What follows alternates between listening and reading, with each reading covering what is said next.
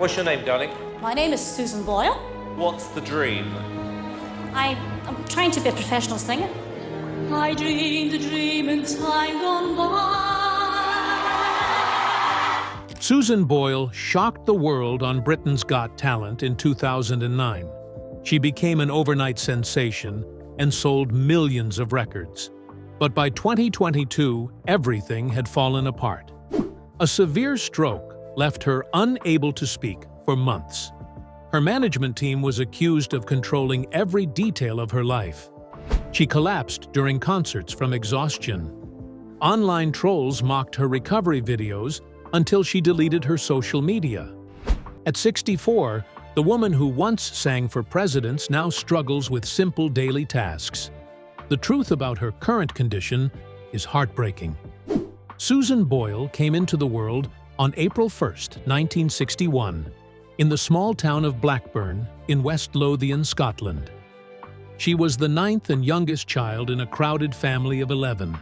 Her father worked long, grinding hours at the colliery after serving in World War II, and her mother worked as a shorthand typist. The house always felt full, with 4 brothers and 5 sisters sharing beds and blankets, and Susan often squeezed in with siblings until her teenage years. Her mother was already 47 when she became pregnant with her, which made the pregnancy risky and stressful by the standards of 1961, especially for a family already struggling with bills and space. Still, faith held the Boyles together. Mass was part of their weekly life. Prayers echoed through the small rooms, and Irish traditions filled the house with stories. Her father, Patrick, was known in local pubs for his warm, singing voice. But at home, he carried quiet pain from World War II. The trauma never fully left him. There were times when his PTSD rose to the surface with sudden anger or emotional outbursts. These moments frightened the children, even though they were not frequent.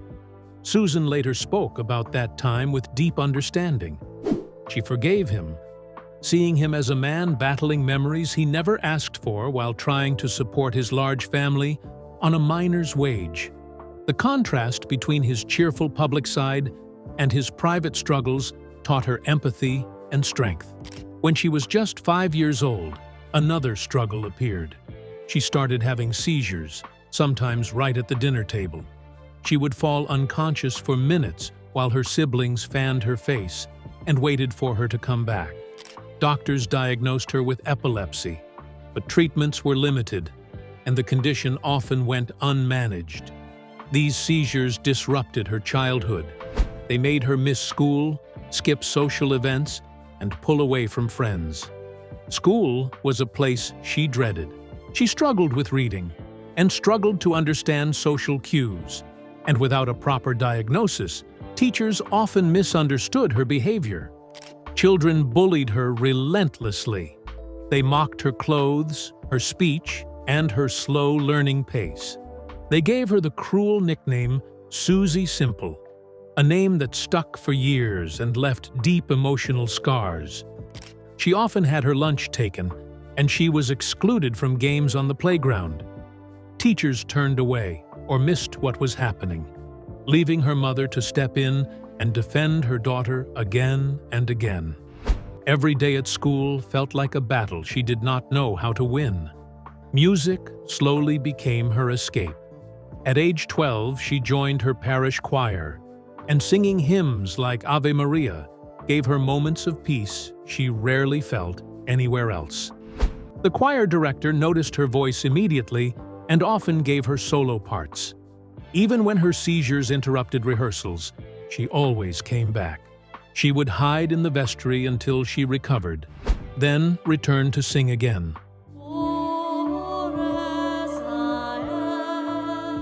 For the first time, she felt like she belonged somewhere.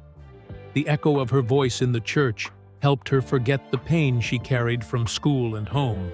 Her mother noticed her talent and encouraged her to enter her first talent show at age 11. She sang "Cry Me a River" and won. That prize boosted her confidence and gave her a glimpse of what her life could be. But money was always tight, and formal training was out of reach. She practiced at home by mimicking famous singers like Shirley Bassey and Judy Garland, using a hairbrush as a microphone and pretending the living room was a grand stage. She entered small competitions whenever she could, hoping someone would take notice. Those small victories kept her dream alive, even when everything around her said it was impossible. Living with undiagnosed autism made daily life overwhelming. Loud classrooms and crowded hallways triggered sensory overload. Teachers often placed her alone in corners, which made her isolation worse. She learned early to avoid groups, stay quiet, and shrink herself, so no one noticed her. She carried that habit into adulthood, even when fame later forced her to stand in front of millions. The lights, the crowds, the noise, all of it challenged her. But she learned to manage the anxiety with support from people who understood her. When she turned 16, she left school with very few qualifications. She enrolled in government training programs meant to help young people learn basic skills. But the bullying followed her there too. She eventually dropped out. To survive, she took odd jobs, including working as a kitchen assistant at West Lothian College. During breaks, she would sing for co-workers, who were always surprised by the power of her voice. She loved those short moments of praise because they told her that her talent was real, even if her confidence was not. At 18, her life changed again when her mother's health declined. Susan became her full-time caregiver, putting her own dreams aside without hesitation. She spent long days caring for her mother while still volunteering at church. In 1979, she performed "I Don't Know How to Love Him" at a church fundraiser.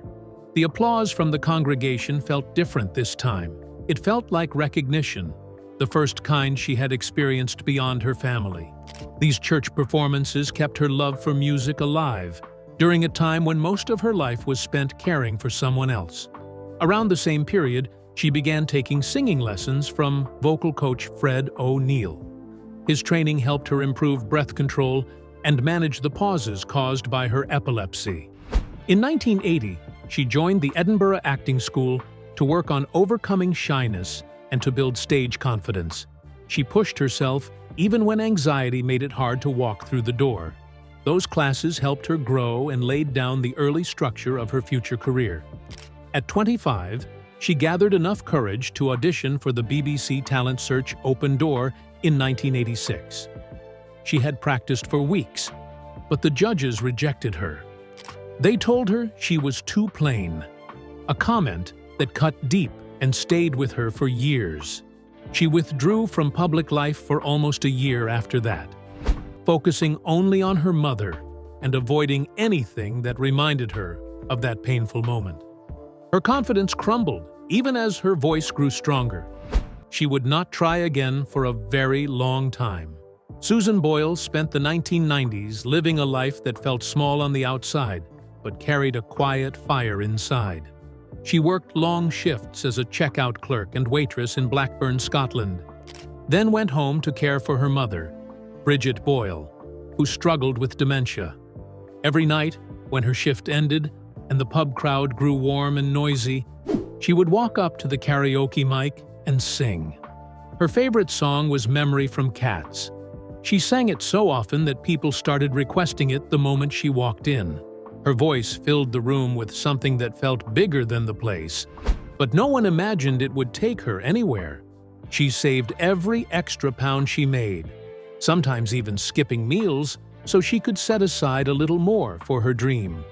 She remained shy, singing mostly because it felt like breathing, not because anyone clapped. Those years shaped her gentle heart and steady devotion to music, even though the people around her never guessed she would one day sell millions of records. In 1995, when she was 34, she took her first shot at national television. She auditioned for My Kind of People, a talent show hosted by Michael Barrymore. She chose the song "I Don't Know How to Love Him" from Jesus Christ Superstar. It was a brave choice for someone who had never left her small-town routine. She made it through the early rounds and reached the regional finals, but the pressure crushed her confidence. During the live performance, her voice cracked at the highest note. The judges cut her immediately. She felt humiliated. She went home and told herself she would never try TV again. For months, she avoided the memory like it was a wound she could not touch. That failure stayed with her for years and convinced her she was not made for big stages. In 1997, she tried again, not on TV this time, but at the Edinburgh Festival Fringe. She joined a small community production of Les Miserables as a background singer. The role was small and paid only £50 a night in tips, but she sang with her whole heart. Still, some audience members laughed at her clothes and her simple look. Their words cut her deeply. She loved performing, but each jeer made her wonder if she belonged on a stage at all. She kept going because she wanted a record deal, yet each night carried a mix of hope and doubt. Those Fringe years showed her the beauty of performing, but also exposed her to cruelty she never forgot. After her father died in 2000, Susan threw herself into church music. She joined the choir, sang at masses, and even led special gatherings at the Knock Shrine in Ireland. Her faith became a place where her voice found peace. But her life outside the church was hard. Money barely covered rent. She lived on government benefits and sent demo tapes to anyone she could find. Most companies never replied. The few that did said no. For almost 10 years, she lived day to day, wondering if the dream she carried since childhood was nothing more than a wish. Her quiet life made her stronger, though. Her voice became deeper with emotion, shaped by loss, hope, and long patience. In 2002, her life took an even darker turn. After a late-night pub performance, she was attacked by a neighbor near her home. The assault left her terrified. She added extra locks to her doors and windows. She stopped going out unless she had to. Her world shrank. She kept singing in church and at small local events, but a shadow followed her. She feared strangers. She feared attention. She feared being hurt again. That moment changed her long before fame ever did. It taught her how fragile safety could be and made the idea of standing before a large crowd feel impossible. Then came April 14, 2009. Susan Boyle walked onto the Britain's Got Talent stage at 47, wearing simple clothes and carrying the shy manner she had lived with for decades. People in the audience whispered and laughed. The judges looked bored, but when she opened her mouth and sang, "I Dreamed a Dream," everything changed. Her voice carried a 4-octave range that stunned everyone in the room. Simon Cowell, usually sharp and cold, sat frozen. The audience rose to its feet. The performance went viral, gathering more than 100 million views within weeks. For the first time in her life, strangers saw the truth she had carried inside her for years. Before she sang, people mocked her appearance. After she sang, they were silent. Amanda Holden, who had been skeptical, wiped tears from her face and said she was sorry for expecting the worst. That contrast between cruel expectations and the beauty of her voice spread across the world. Her audition became a symbol of how quickly people judge and how wrong they can be. Her journey through the show was breathtaking. She received the highest public vote in the competition at that time. Her live performance of This Is the Moment drew 17 million viewers. Still, fame brought cruelty. Tabloids mocked her looks with harsh headlines that tried to tear her down. Yet her music soared higher. Her first album sold more than 10 million copies by the end of 2009, proving that her talent spoke louder than any insult. But the pressure of overnight fame overwhelmed her. Fans crowded her hotel. Cameras followed every step. She suffered a severe panic attack that looked like a seizure and was taken to the hospital. Doctors diagnosed exhaustion and later connected her anxiety to an undiagnosed form of autism that had shaped her whole life. The world finally saw that fame can shatter even the strongest spirit when it arrives without warning. On November 23, 2009, she released her debut album, I Dreamed a Dream. In the United States alone, it sold 700,000 copies in the first week. It reached #1 in 26 countries and was certified triple platinum in the US by 2010. Wild Horses climbed to number 14 on the Billboard Hot 100. Susan Boyle, the woman who had been laughed at for years, suddenly became one of the best-selling new artists in the world. Creating the album was tough. She worked 12-hour days in Los Angeles with producer Steve Lipson. Executives tried to push her toward a pop sound and wanted to modernize classics. She refused. She fought to keep her music honest and emotional.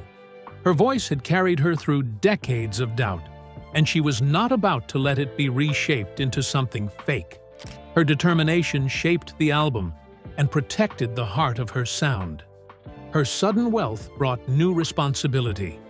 She earned about £5 million in her first year, and she donated much of it to charities in Blackburn. But fame also brought trouble. A copyright dispute over the song I Dreamed a Dream led to a lawsuit. It was eventually settled, but it reminded her that success could be messy and painful. In 2010, she performed in the United States and even sang Amazing Grace at the White House for President Obama. But the long travel and pressure triggered an epilepsy episode during rehearsal. She canceled some events and rested, reminding everyone that behind the powerful voice was a person still carrying anxiety, health challenges, and exhaustion. During the final stages of her debut album, she faced one more moment that showed the strange world she had stepped into. A stylist insisted she wear high heels for a photo shoot. She slipped and bruised her knee. She later said the fall felt like the industry trying to reshape her into something she was not. Fans loved her for her authenticity, and the moment showed how the world around her often failed to understand her true strength. Susan Boyle stepped into the world of record-breaking music in November 2010 with an album that nobody expected to explode the way it did. The Gift sold more than 1.5 million copies in the United States alone and hit the top of both the UK and US charts at the same time. Only 2 acts had ever done that before in a single year, and she became the first woman to pull it off. Right after her earlier album, I Dreamed a Dream, shook the world that same year. Her haunting voice on Oh Holy Night pushed holiday sales even higher, and the song alone crossed 500,000 downloads in December 2010. It all came from a woman who had spent nearly all her life unseen in a small Scottish town. The pressure was so heavy that she walked out of a photo shoot when people told her to lose weight, and the moment sparked headlines calling her a stubborn diva, even though she was gentle, shy, and never cared about fame. She only cared about singing. In August 2011, she surprised everyone again when her third album, Someone to Watch Over Me, reached #1 in the UK. This made her the first female solo artist to earn 3 #1 UK albums in less than 2 years. One of the strongest moments on the album was her duet with Geraldine McQueen on I Know Him So Well. They recorded it in one emotional take after struggling through a rough rehearsal. The song reached #7 on the charts, and the album proved that her quiet nature and rare media presence never held her back. People who first saw her on Britain's Got Talent in 2009 kept supporting her, and the victory felt like a warm reminder that raw talent can grow even without constant attention. By 2012, she was ready to celebrate the music she loved on stage and used her album Standing Ovation to honor Broadway classics.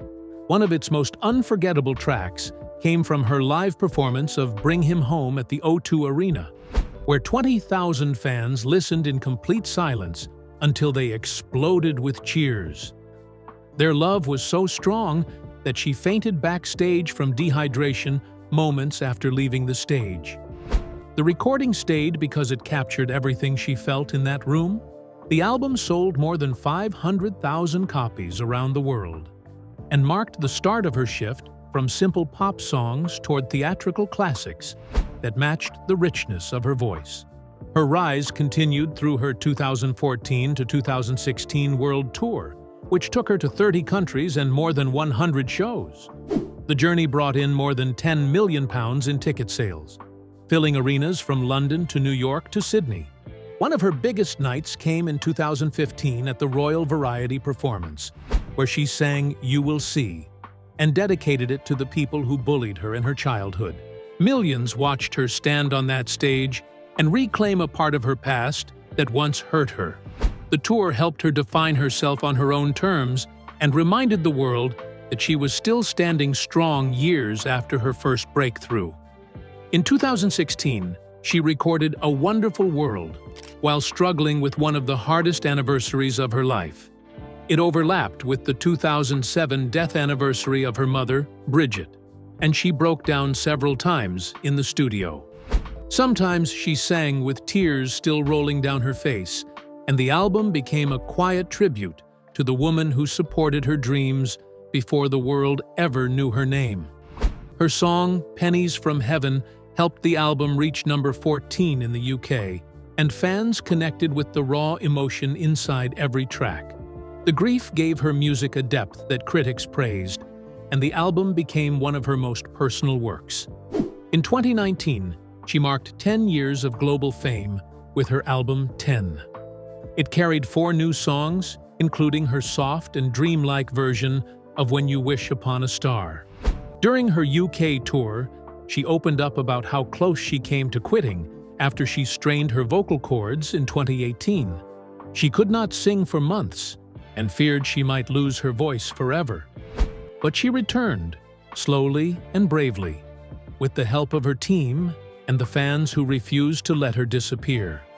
Her honesty during that tour made the connection between her and her audience even stronger. Her fame brought her to the screen as well. She sang in "The Christmas Candle" in 2013 and appeared in Zoolander 2 in 2016. These moments expanded her world, but in 2018, a tabloid revealed a darker picture. It claimed she was being isolated by her handlers and had little control over her own schedule or daily life. The stories sparked debates about the pressure placed on late bloomers in fame. She never spoke much about it, but those close to her described a routine that often left her exhausted and overwhelmed. Later in 2019, she collapsed during a concert in Australia because of exhaustion. 3 upcoming shows were cancelled as she recovered. She eventually took legal action and accused her management of overworking her and ignoring her health problems. The lawsuit opened many eyes to the harsh conditions performers deal with, especially when their bodies cannot keep up with the pace their careers demand. Her strength in standing up for herself pushed the industry to look closer at how artists are treated. A new chapter began in April 2022 when she suffered a severe stroke in her home in Blackburn, Scotland. The stroke left her unable to speak or sing for months and weakened one side of her body. Doctors doubted she would ever fully recover her voice. Her world fell silent for almost 6 years as she went through therapy, speech sessions, and physical rebuilding. She kept everything private, and the silence around her condition made her eventual return even more powerful. In June 2023, she stepped back onto the Britain's Got Talent stage with the cast of Les Miserables and sang "I Dreamed a Dream" once again. The crowd rose to their feet. Simon Cowell praised her courage. Behind the scenes, she had been fighting depression during recovery and used cat videos to stay calm and lift her spirit. She still had small tremors and occasional speech slurs, but she refused to stop. That night proved she still had the heart to keep going. Her courage pushed her into a new purpose in 2024, when she revealed her diagnosis of Asperger's syndrome. She spoke openly about how it had been misread as brain damage earlier in her life.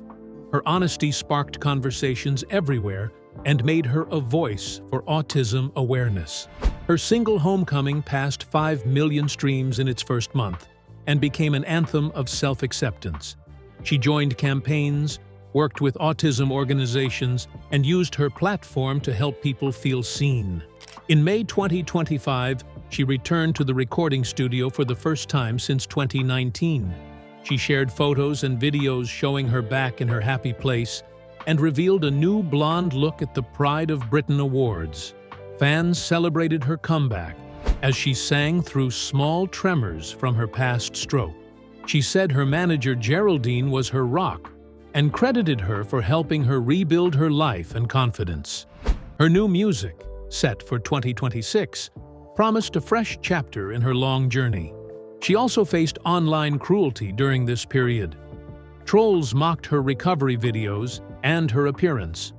The pain pushed her to delete her Instagram account. Instead of hiding forever, she returned in 2025 and posted raw clips of her rehab sessions where she practiced speech and movement. These honest moments went viral and created a supportive community. Her bravery silenced critics and showed that vulnerability can be a source of strength. By May 2025, her net worth reached £22 million, close to $29.5 million, earned from her 8 albums and years of touring. Her debut album, I Dreamed a Dream, crossed 10 million copies worldwide and became the best-selling global album of 2009. Yet she still lived in her modest Blackburn home. She shopped for groceries herself, carried reusable bags, and never replaced her old car. Her simple lifestyle became part of her charm. People loved that success never changed her heart. In her 2010 autobiography, The Woman I Was Born to Be, she revealed deeply personal truths. She wrote openly about being a virgin until 47 and her fear of loneliness. The book sold hundreds of thousands of copies and gave fans a direct window into her insecurities before fame. In 2025, she spoke about a short romance from 2014 with a doctor from her tour. It was her first serious relationship. It helped her grow, but also reminded her of how hard intimacy can feel for someone with autism. She learned to feel safe in her independence and found comfort in her own company. Her influence reached even farther. She holds Guinness records for the fastest-selling debut album by a female artist, and for being the oldest newcomer to reach #1 in the UK charts. She raised more than £1 million for autism research and performed at major UK charity events like Comic Relief, Children in Need, and Sport Relief. One of her proudest moments was singing at the Papal Mass in Glasgow in 2010 before 65,000 people. Her voice carried through the open air, reaching thousands who saw hope in her story. She often said that the stage became her happy place, especially after losing her sister in 2017. When she returned with her new blonde look in 2025, fans welcomed her with the same love they had shown since her first audition in 2009. She focused on her legacy and used her joy to lift others. Her posts after events showed how much performing meant to her and how deeply she appreciated the people who supported her. One revelation that surprised many was that she had turned down marriage proposals worth up to £10 million from fans. She said her autism made intense relationships overwhelming. She also announced a memoir planned for 2026 that would share the truth behind her minor stroke in 2022, her long recovery, and her emotional journey back to music. The book promised to be honest, painful, hopeful, and full of the strength she carried through every chapter of her life.